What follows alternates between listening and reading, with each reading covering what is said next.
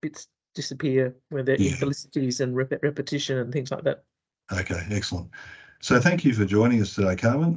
It's a real pleasure to have you as part of the Australia's Day of Compassion. And we're talking about politics and compassion, or compassion in politics. And you've had a long and a distinguished career in community life and political life and academic life. And you are gracious enough to be my PhD supervisor, and I learned an enormous amount from you during that 5 or 6 years that we travelled that road together. I thought it was only befitting that we had a conversation about compassion and politics. So thank you for joining us. I'd just like to start with just a bit of an outline of your career in politics, community and academia. I mean, it's been diverse and exciting, really. Yeah, I mean, I guess I take it back actually to my parents. My father was active in local government, and both my parents were active in community groups. And growing up in the country, the expectation was always that you would work together to achieve outcomes. There was nobody else who was going to save you, So if you wanted to set up facilities, then you rolled up your sleeves and you did it. And that was very much the way I thought about community activism, if you like, and involvement, that it was essentially a shared project. And there would be some people who would take the lead, but they wouldn't be there forever. There would be a rotation through generations and different kinds of tasks. So someone might be good at sport, someone else at church, someone, looking after kids, whatever it happened to be. So that was very much where I came from. And then from there, going on through school and university, again, I guess one of the lessons growing up in a country town was about self-sufficiency, and being able to work with people. But growing up in a country girls' boarding school also taught a fair bit of, the need to rely on your own resources. But a very strong lesson from the Catholic Church. I'm no longer a believer, but the idea that we were all equal in the eyes of God. Now, as a humanist, I just take out the eyes of God bit. It's the idea of equality deeply rooted. So that is always, I guess, front of mind for me. Always has been, whatever philosophical tradition kind of comes to that. So when I got involved more directly in issues like the Vietnam War and the improvement of the status of women in my 20s, I thought it important that be couched in terms of equality, that the equal worth of human beings was really what we were talking about here. And whether it was the young men being sent off to die in Vietnam, a violent conflict in any case, but one in which Australia had no part. A lot of my thinking then was about, and I was involved in student activist groups then, was about trying to prevent that loss of life. And with women, trying to prevent, if you like, the discriminatory output that was still very common. This is in the 60s and 70s. So my initial kind of involvement was via activism in causes. And then I suppose I got to the point where I thought, well, I can do this from one side of the desk or the other. So why don't I try going to the other side of the desk, the people I'm trying to influence, and become one of those people through the political process. I won't bore you with the details of that, but I, was very active in the local branches of the Labor Party in my late 20s, well, no, early 30s really, and then in the organisation itself. But again, working very closely, we had a really good branch and we worked hard to secure my election in a seat that hadn't been won by the Labor Party for 27 years. So, it wouldn't have been possible as an individual. One of the good things about party politics is that it is about joining together for an agreed cause. Excuse me. Please feel free to interrupt. I just need to have a small cough. Oh, that's okay. Excuse me. Yeah. No, please keep going. I mean, what I get from that particularly is this notion of compassion and fairness and equity and equality runs very deep. Yeah. And were you able to take that into politics? So you entered politics in the 80s, I think, from memory. Is that right? That's right.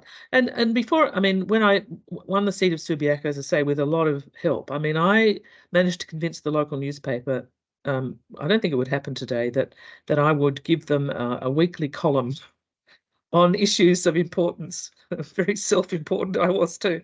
But I since leaving university, I had worked in the prison system, for example, and I gained some insight into the sort of paths that had led people into the criminal justice system. So I wrote about prison reform.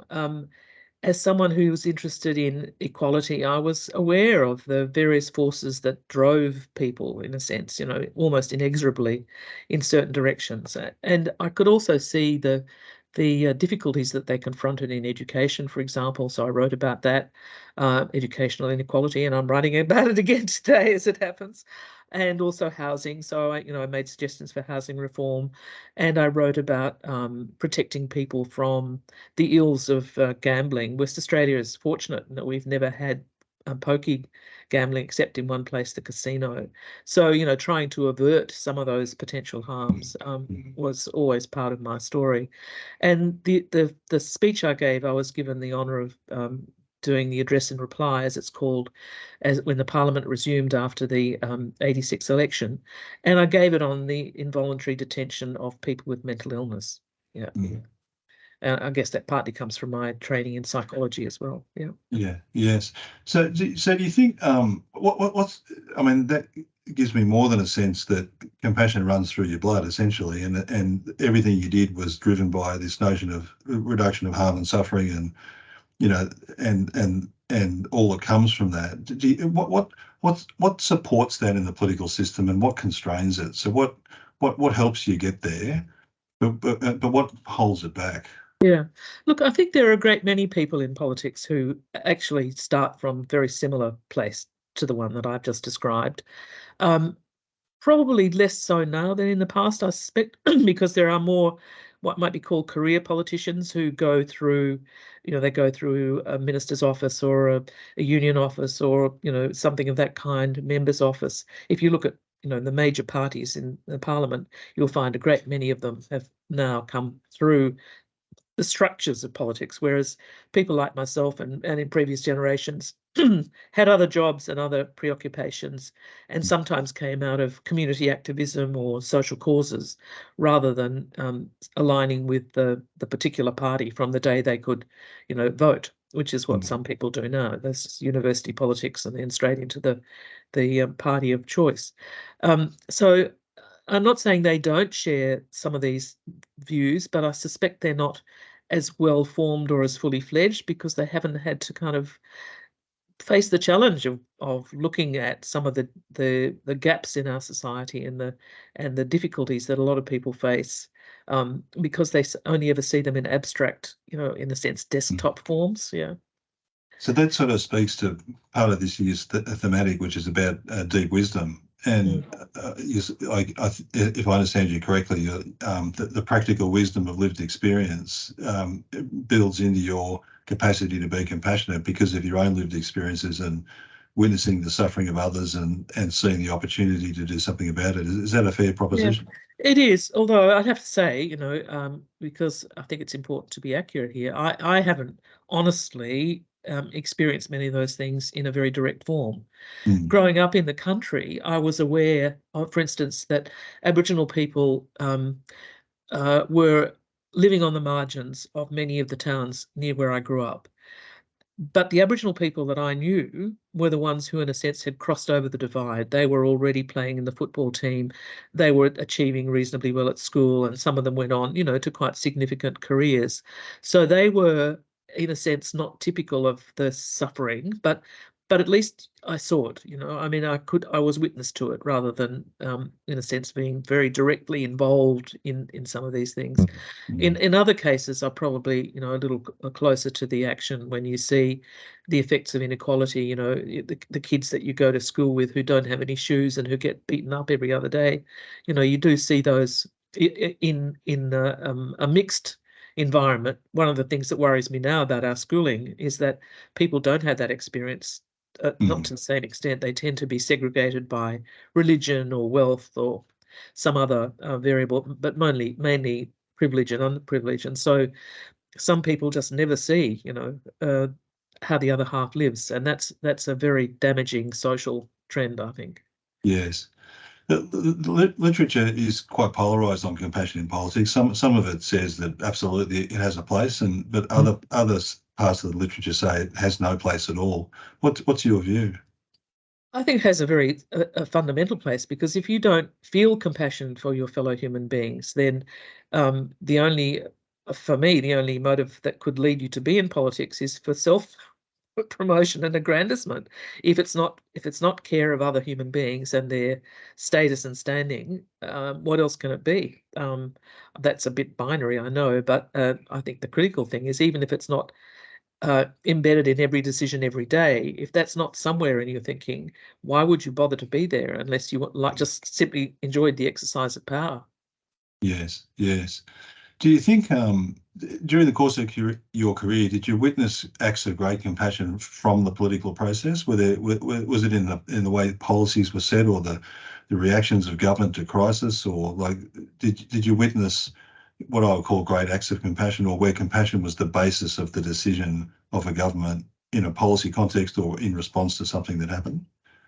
Well, I think, in in some cases it's difficult to put your finger on it precisely, but if I can give an example that I'm very familiar with, when I first entered Parliament in Western Australia as a backbencher, I was asked to chair a committee on um, child sexual abuse. At that stage, the protections were modest, and some might say they still are. But the government of the day thought that this was a matter that needed close attention.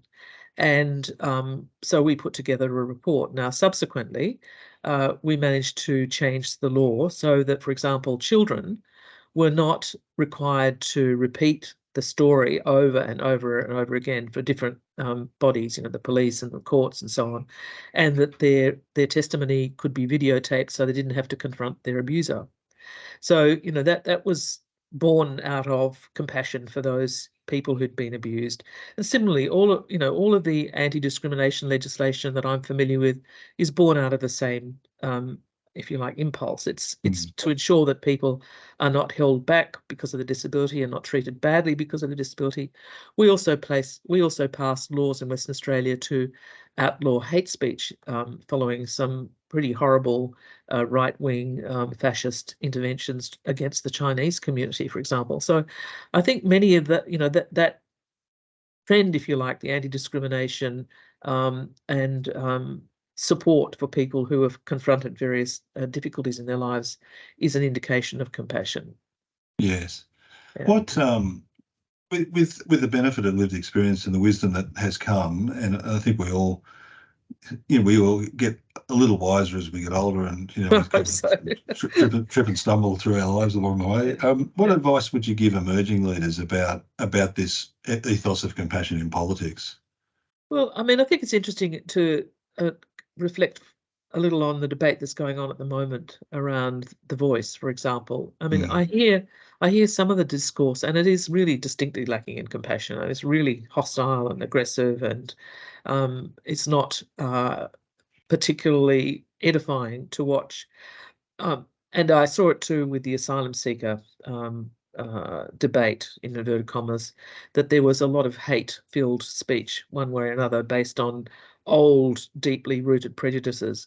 And I actually think one of the responsibilities of politicians is not to cater to that. And I know some have weaponized it. So, mm, that's the other side of the story about compassion, is that there are some who will willingly use if you like, not the worst angels of our nature rather than the better angels of our nature, yeah. to drive political support for them. And I think the asylum seeker debate, and now the voice is debate about the voice, appears to be heading in the same direction.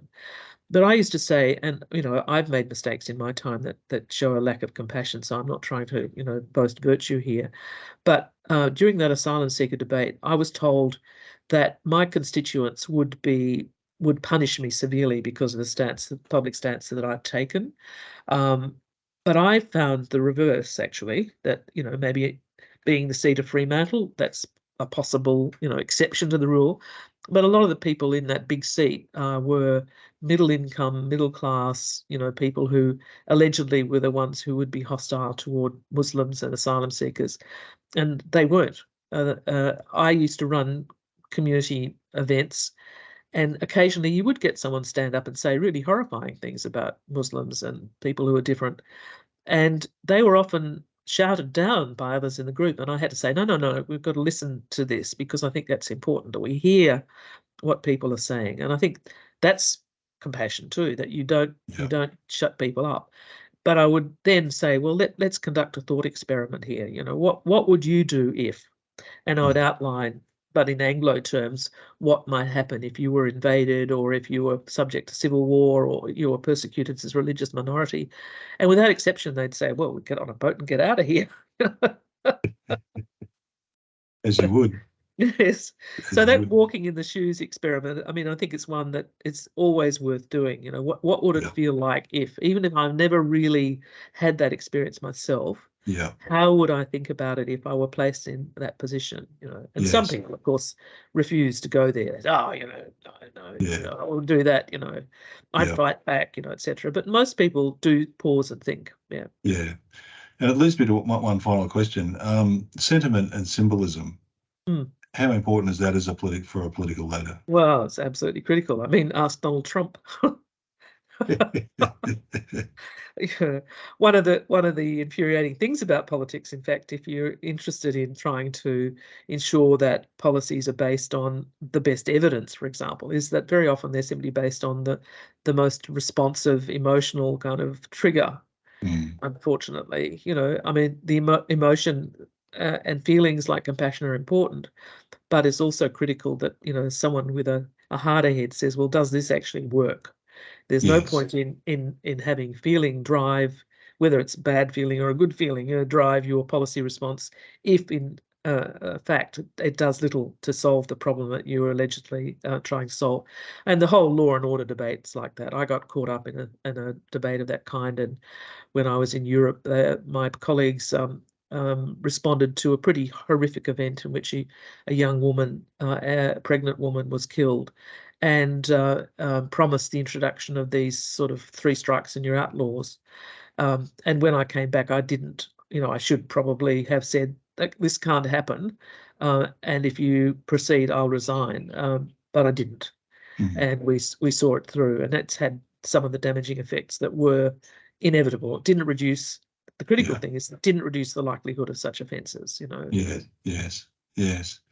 Do you have any final words for emerging leaders about entering politics in this space and maintaining an ethos, and how do you sort of protect yourself from the pressures of having to either act differently or go against your moral compass or your moral grain? How do you survive that pressure to be a certain way when everything inside of you says I want to be Let's another go way? the other way. Yeah. Let's go Look, the other way. that's the difficult thing, and everyone has to make the decision about when they've reached that kind of point where they can no longer accept the majority within the group that they're part of, because that's the effect of democracy, that you are sometimes operating in an environment where everyone else thinks that certain position is desirable and you don't. I'd hesitate to give people advice, especially now with the current social media environment being so different from what I experienced and so toxic, it would seem to me. But I think knowing that the line that you won't cross is important. And as I say, on the asylum seeker question, I just couldn't take any more. I still don't agree with the position that's adopted by the major parties. But being able to forgive yourself if you're part of a majority group, sometimes you have to act in ways that are not entirely consistent with your own values in order to achieve some outcomes, so it is a bit of a balance sheet. You've got to constantly check up and see whether it tip too far in one direction or the other. But there's a certain pragmatism that you do need in politics, otherwise people would be running off and publicly kind of denouncing their colleagues every 5 seconds, and that wouldn't make for stability in government. Absolutely. Carmen, it's been an absolute pleasure talking to you today, and much wisdom there. I learned a lot from that interview, and just thank you for your time and your generosity and your honesty. I really do appreciate it, and I'm sure the audience does as well. Thank you. Thanks, Mark, very much. Stop recording.